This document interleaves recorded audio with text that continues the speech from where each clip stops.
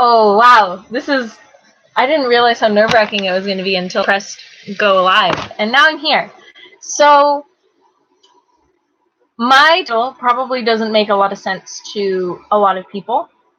But I'm going to give a brief little rundown of what my weekend's going to look like, because that's what the next couple videos on my channels are going to be. So, once upon a time, I met this lovely lady, Sienna Tristan is her pen name, and through a friend, and we were kind of forced to be roommates. We didn't really get a chance to talk about it much, but honestly, one of the best things to ever happen to me. She's one of my best friends, talk to her all the time, and she's been writing this book the entire time that I've known her, and more. So she's been writing the book, Heretic, oh, it's flipped. Oh no! But she's been writing the book Heretic's Guide to Homecoming for 4 years, and now it's a book. It is a real book, and it is so good. I'll read the back for you guys. So it's called Heretic's Guide to Homecoming. It's all backwards, so whatever, but it's beautiful. That's why I'm holding it up.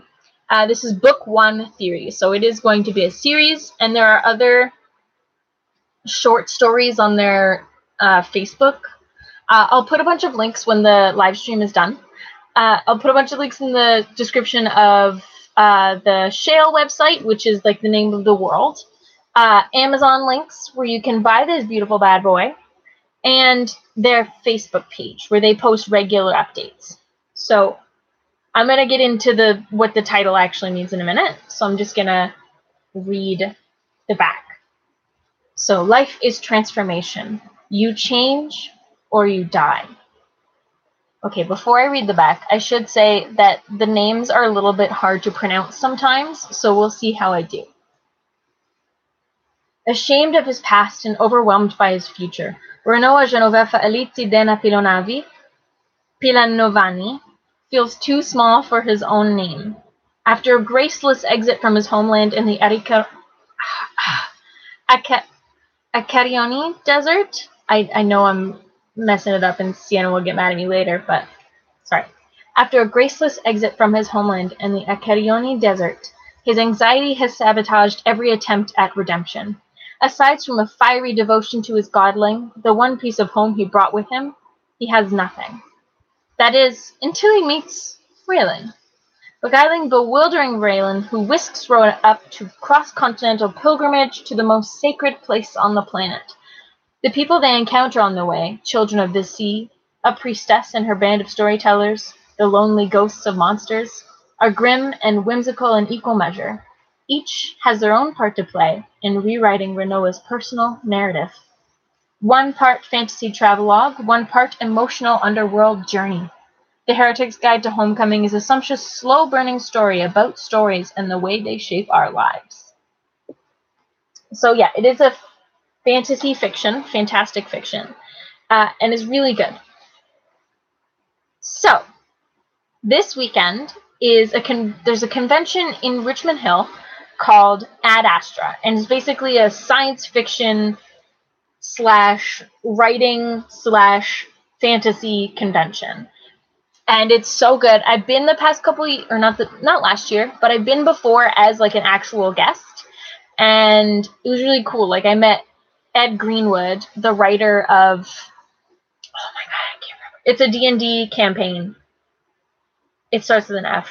Ooh, my friend's gonna roast me for not knowing that. That's the point. Point is, I am going this year as a booth babe, if you will. Basically, Sienna and her partner, Avi, are going to be running a booth to promote Shale and all of the stories that are going to be involved in it, and they're going to be selling the book, and they want things to attract people to the booth. So they got buttons, they got stickers, they're having the book because it's beautiful, just presented out there. And then they asked me if they could turn me into a Shalledra.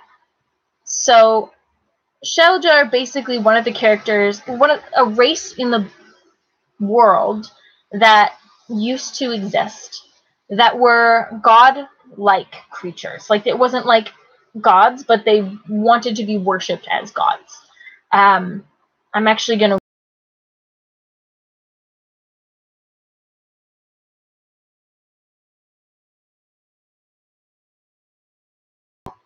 an ancient race of humanoids superior in strength and longevity and cunning, able to snap a limb into with a twitch of the fingers, able to claim 1,000 years from cradle to grave, able to interpret the mysteries of life in a way humanity never could, unlock and unleash them in the form of seemingly magical power.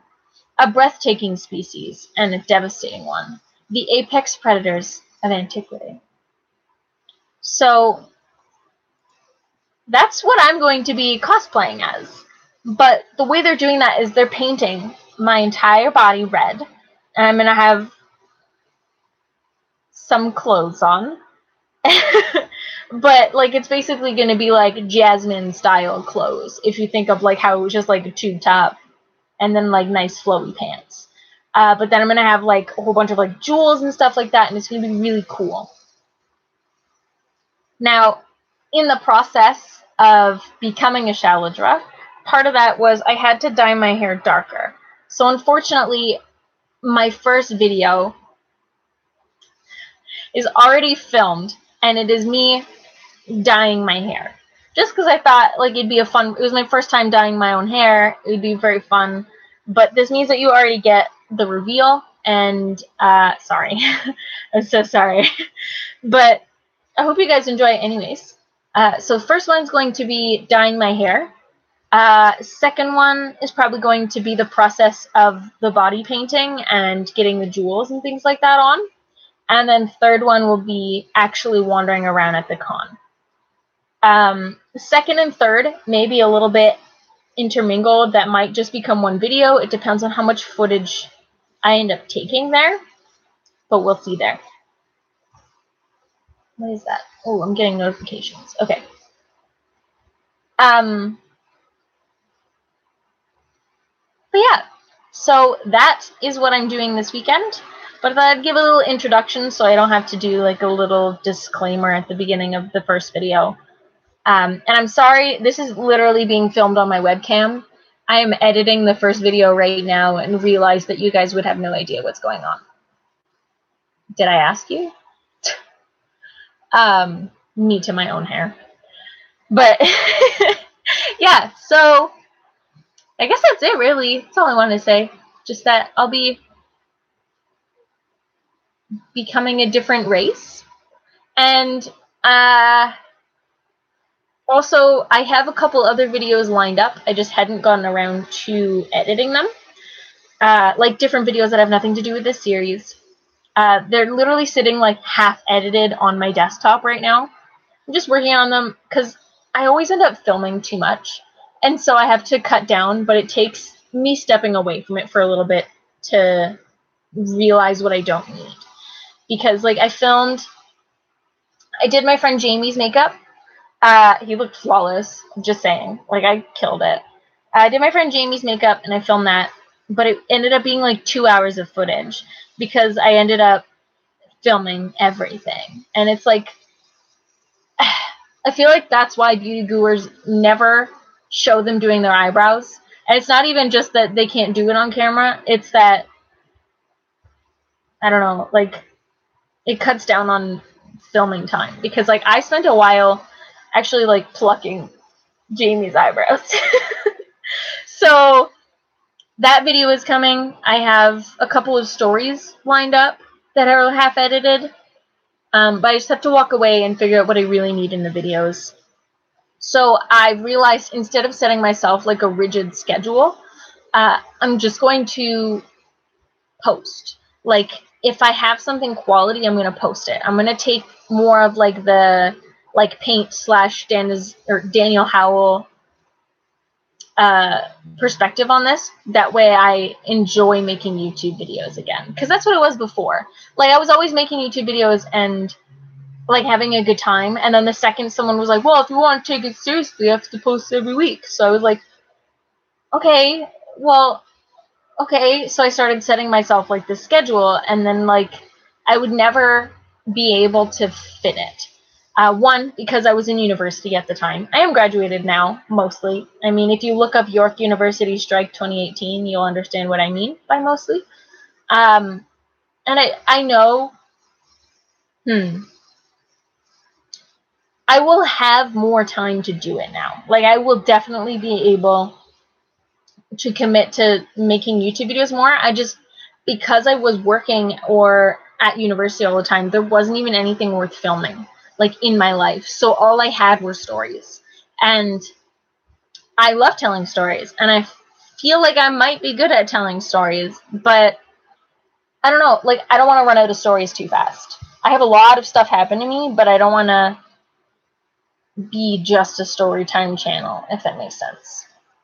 So yeah, this was just telling you what the next series is going to be, kind of a little explanation of where I've been, but I'll be back soon. So I'm going to go back to editing, because really this was